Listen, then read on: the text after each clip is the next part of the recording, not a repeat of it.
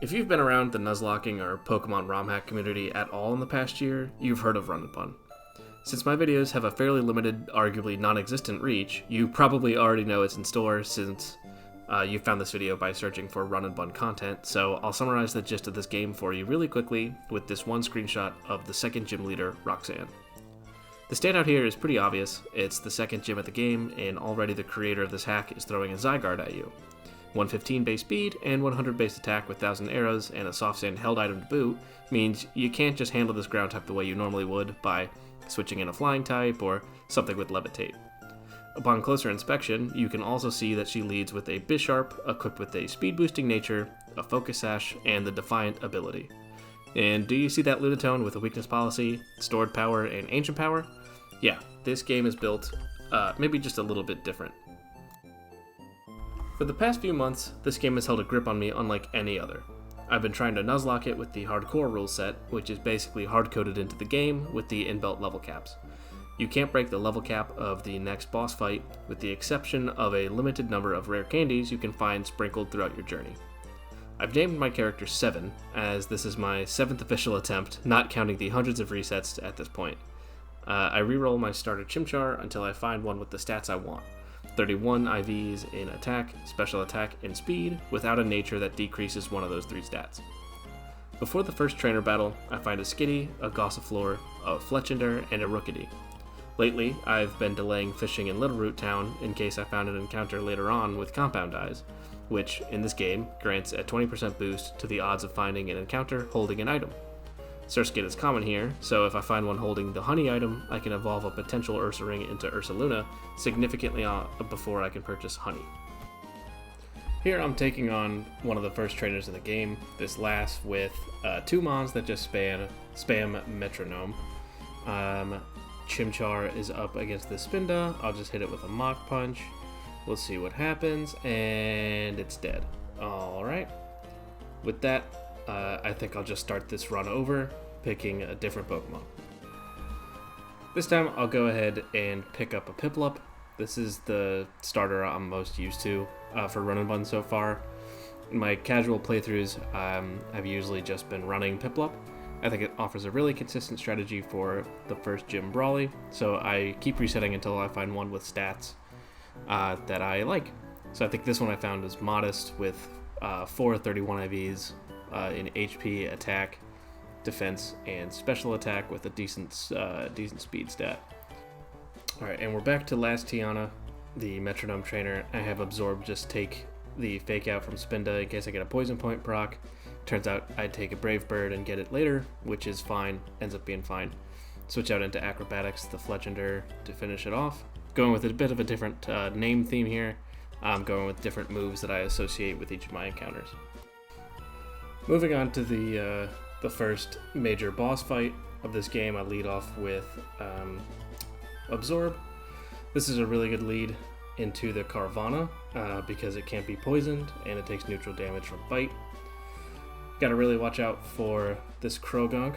It likes to fake out, obviously, and Rock Smash, and if you let it eat its berry, it'll get a +1 in speed, and then it has a really powerful Belch it can use.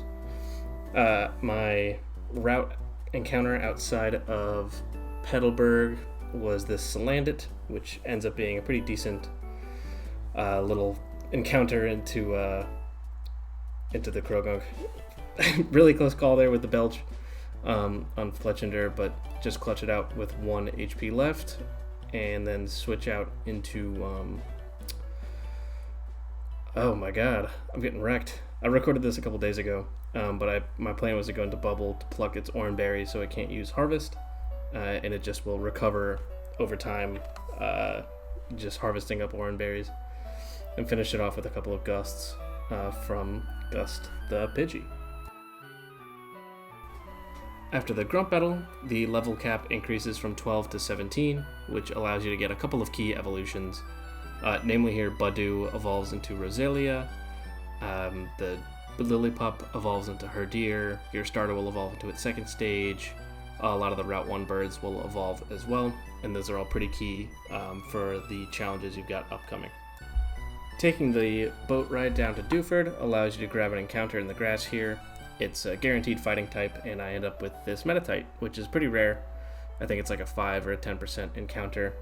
This one ends up being pretty bad. It's got a relaxed nature, so it's really slow, and of course Metatite and Metacham, not exactly known for their bulk, so it's not going to fulfill a lot of the roles that a lot of other fighting types that you can encounter here. On this route, you always fish, usually hope for a horsey. It's got a 30% encounter rate. This time I get a little bit unlucky with the Rimmer raid here, which doesn't end up being too useful. Next up is this route slightly above Dewford. You can find a hidden Stardust here and another encounter. This one I get the Choodle, which is definitely what you want. With the upcoming rare candy, you can break past the level cap of Brawly's gym fight, allowing Choodle to evolve into Dreadnought. And for reasons you will soon see, you definitely need a normal resist for that gym. So pretty solid encounter. So moving on from Dewford, we did the quest in Granite Cave, skipped the encounter there, and dealt with about 10 trainers or so on the way to the next boss fight, which is a double back-to-back fight between two Team Aqua grunts. The Murkrow can be a little bit tricky to deal with, requiring usually 2 slots, but if you get a Tortuga early on, it can take it out on its own. The Murkrow trainer has a Tortuga in the back as well as a Skrelp, so Roselia makes this pretty free.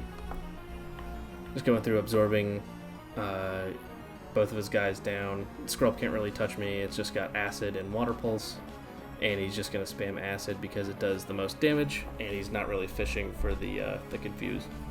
The Skrelp can be a little bit annoying with Protect, but Absorb just keeps me topped off. In fact, with Leftovers Chip, it's actually healing me more than it's healing him. So knock that guy out.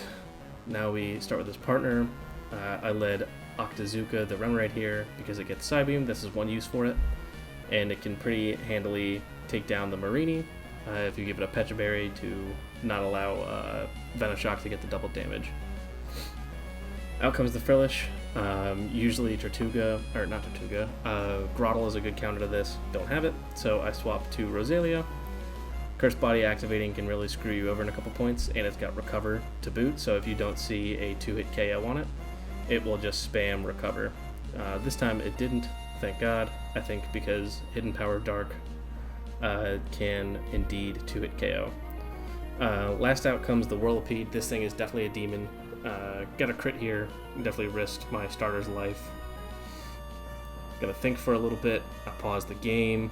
I'm running some calculations. Every time you see me pause the game and it just kind of hangs out like this, I'm actually running calculations in the background. There's a specific Run and Bun calculator you can find with a pretty quick Google.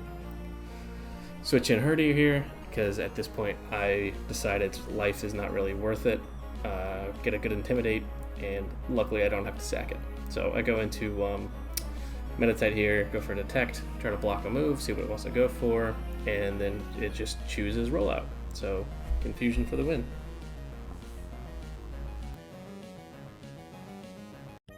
Alright, now that we've taken out the double Aqua Grunt fight, raises the level cap from 17 to 21, which of course unlocks some pretty good evolutions, most notably Horsey into Seadra and Gossifleur into Eldegoss.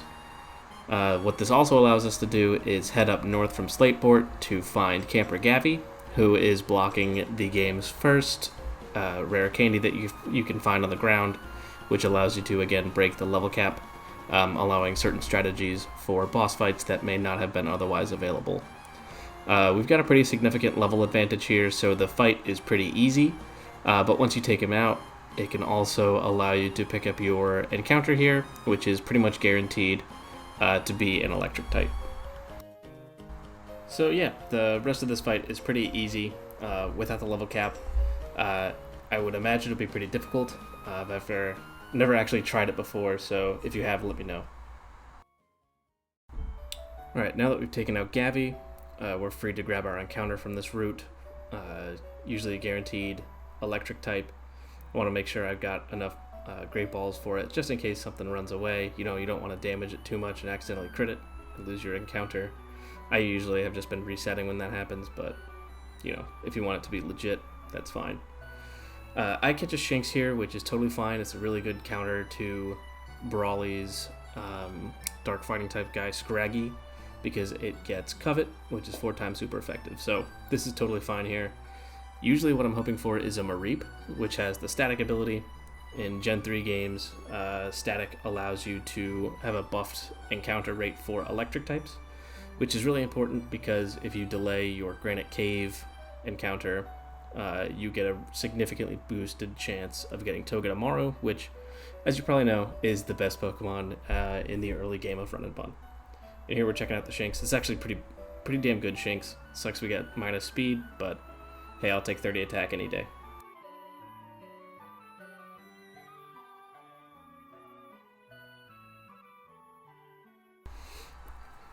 So my Granite Cave encounter ended up being a Phanpy, which will be pretty useful for charming down one of Brawly's Mons, the Hitmontop specifically.